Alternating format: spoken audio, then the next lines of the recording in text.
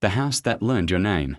At the edge of Calm Street stood a narrow house that everyone agreed was ordinary. Except for one detail. It remembered who had entered it. No one noticed at first. The house didn't announce itself or creak meaningfully when someone stepped inside. It simply learned. Names, mostly. Sometimes habits. Once in a while, a regret that lingered long enough in the air. When Lenny moved in, she found the house already patient, as if it had been waiting. She was tired in the way people get when they have finished running but don't yet know where to stand still.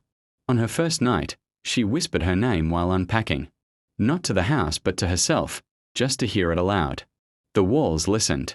The next morning, the kettle began to whistle a moment before she reached the kitchen. The hallway light flicked on as her foot hovered near the switch. Small kindnesses, easily dismissed. Lenny told herself she was imagining things, because it felt safer that way. But the house grew bolder.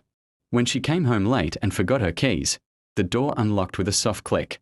When she sat too long on the couch, the windows opened just enough to let fresh air remind her she was alive. Once, after a difficult phone call, the house played music through no visible speaker. An old song her mother used to hum while washing dishes.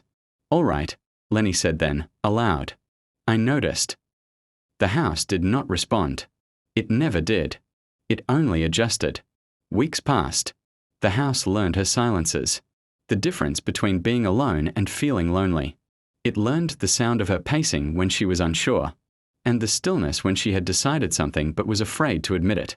Slowly, gently, it rearranged itself around her, placing warmth where she lingered, quiet where she needed rest.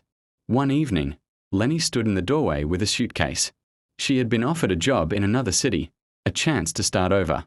Her name felt heavier in her chest than it had in months. "I might not come back," she said, unsure why she felt the need to explain. The house dimmed the lights, as if nodding. It did not beg. It did not trap her. It had learned, by then, that love was not holding on. Lenny left. Years later, someone else moved in. The house listened again. It learned a new name, new footsteps, new fears. But sometimes, when the evening was very quiet, it would open a window just a little too early, or play a song it no longer fully remembered. Not out of sadness, out of practice.